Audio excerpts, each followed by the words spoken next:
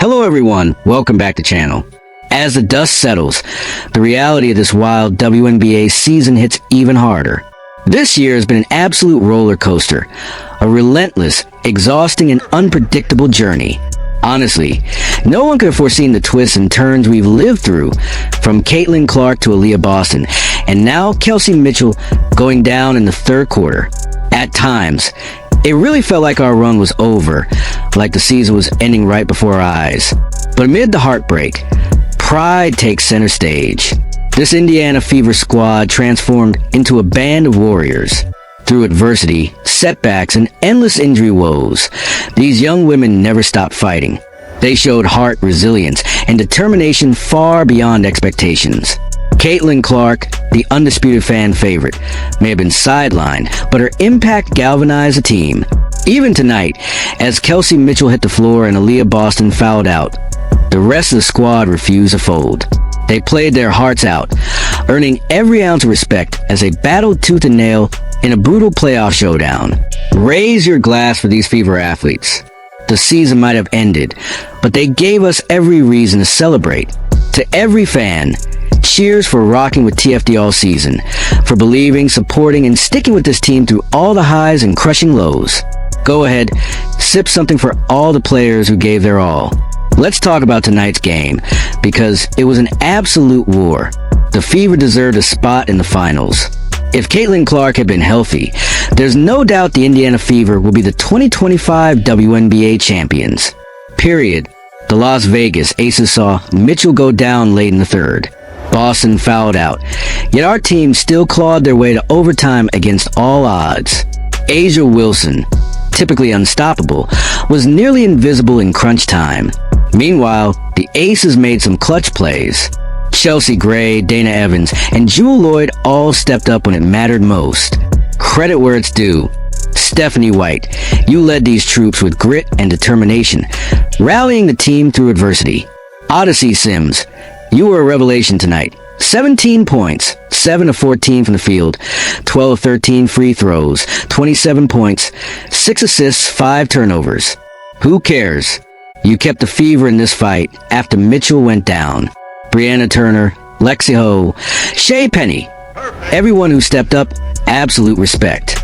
Natasha Howard may not be part of this team's future, but tonight was about collective effort and unbreakable spirit. The injury list this season has truly been staggering.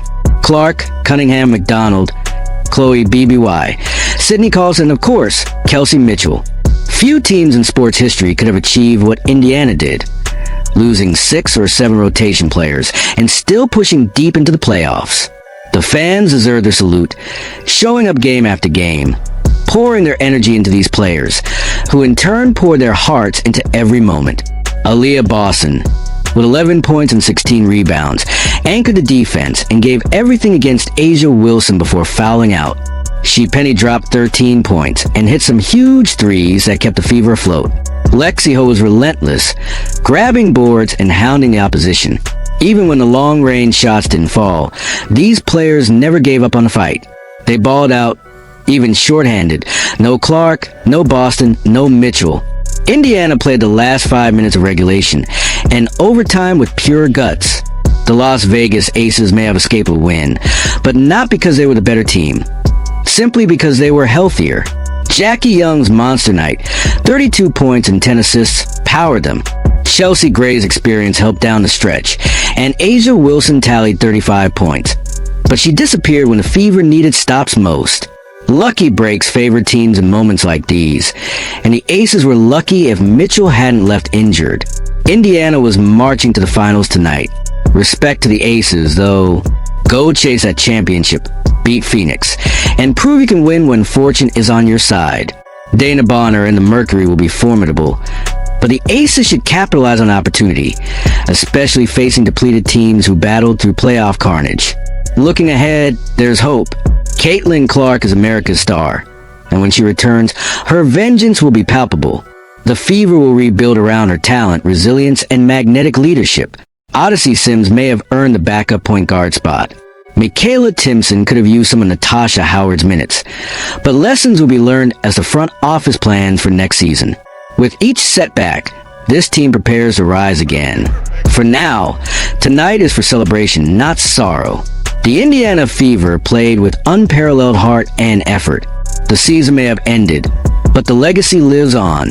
Angry Fan Sports will be live tomorrow to break it all down. Don't miss that stream. To the Fever girls, go Fever, go. You did your thing. Set an example that echoes far beyond Indiana through turbulence and adversity. Everyone poured their soul into every quarter.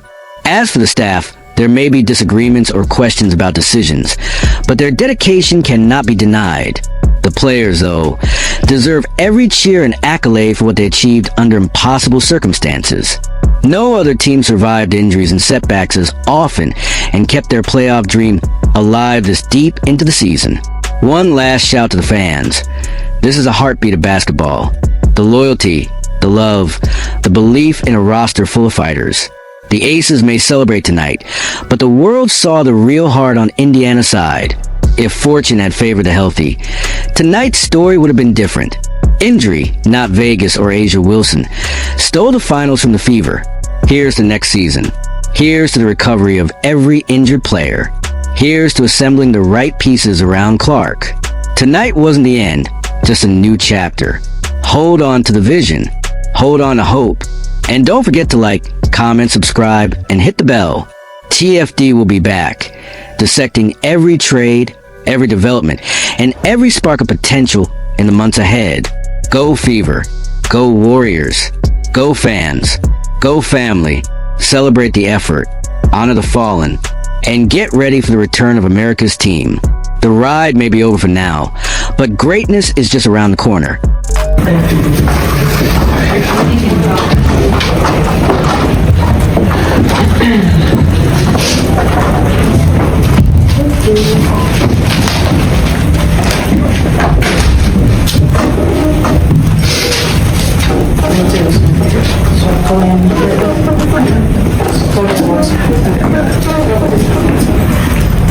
Stepped after a season like that and a game like that, what did you feel was important to say to your team right after it ended? So proud I am. You know, they have been an absolute joy to coach. It's an incredible group of women, an incredibly connected group. They're a great example to everybody what it means to just put one foot in front of the other, to persevere, to welcome people into the fold, to not give in to circumstance, to lead with grace and dignity, to sacrifice for a greater good and a common good. I'm so thankful to coach these women, and I'm just thankful for this experience with them. It's obviously a really scary situation. Kelsey, is there any update on what happened with her and what exactly the injury was? And how did you all rally together to just stay mentally in the game after she went out? She's got a lot of lower body cramping. She's currently at the hospital right now getting fluids. And unfortunately, we have a lot of experience in rallying around teammates. And, you know, this group is all heart, man. Like, it's just really hard to put into words. They're just special. Aaliyah, how will you remember this group and this special run that you had all season? Yeah, I mean, this has been my best year. Seriously, I think with the people that we had in the locker room and the amount of fun that I had on the court, off the court, in the locker room, you know, we just talked about how special this group was and how we're always going to be connected. And honestly, that's how I feel like these women became my sisters so quickly, and it was honestly just some of the best basketball I've had. Yeah, obviously you talked a lot about the Fever taking a chance on you when you signed in August. Just what has these past couple months meant to you? Just from the moment getting picked up to now, I knew this was a special group. Like I said, they've been through a lot. The ones who've been here from start to finish, and had a lot of changes throughout the season. And for us to continue to fight, we never back down. Every game, coach pulled out the best in us. She kept pushing us, the whole coaching staff, everybody just, we have more. Coach kept telling us, we have more to give, we have more to give. So I'm super proud just to be a part of this group. We came a long way. We beat the odds. We weren't even supposed to be here. And for us to be here, we finished out strong. It wasn't the outcome we wanted, but we still got to hold our heads high. The rosters change from year to year. We'll never have the same group. What's that feeling when you walk out of here knowing this is something we'll be talking about for years? I think the first word that comes to mind is just gratitude. I mean, I've experienced some special teams in this league, in this organization, but collectively, this group has been at the top. So I'm extremely grateful for every single one of them. We know this is going to be an off-season full of change in the league. But what these women accomplished together, I mean, it's a special story. It's a special story, and I hope one day it's told. But I'm so proud and so grateful. Steph, we talked about resiliency with this team all season long, but tonight it felt like that wasn't a strong enough word. Have you been a part of a game like that and just felt like everyone laid it all out there? I feel like there's so many games that we've had this year where that's happened, where you just, you lay it on the line. And, I appreciate what O said, because as coaches, we talk about this all the time. Like, this group continued to allow us as coaches to push them further, harder, to move the bar, to raise the bar. Oftentimes in sport, there's some resistance to that, and there isn't with this group. There wasn't with this group. And because of that, and because of their connectedness, they're able to accomplish things that some of y'all didn't think that they're capable of accomplishing. But nobody in our locker room had any doubt. And in our huddles, and we kept talking about it, that we're ready for these moments. And, Vegas in particular in that overtime hit a lot of tough shots. And that had to be the goal, make them hit tough shots, and they did. Coach, you sort of addressed this in the last point, but did you feel like you did reach a point in that overtime where there was no more left to give, where you've gotten everything you could out of this group? No. I just felt like there was a point in that overtime where they hit, think about some of those threes that they hit over outstretched hands. Especially Chelsea Gray hit a couple, Dana hit one. No, I thought we continued to give.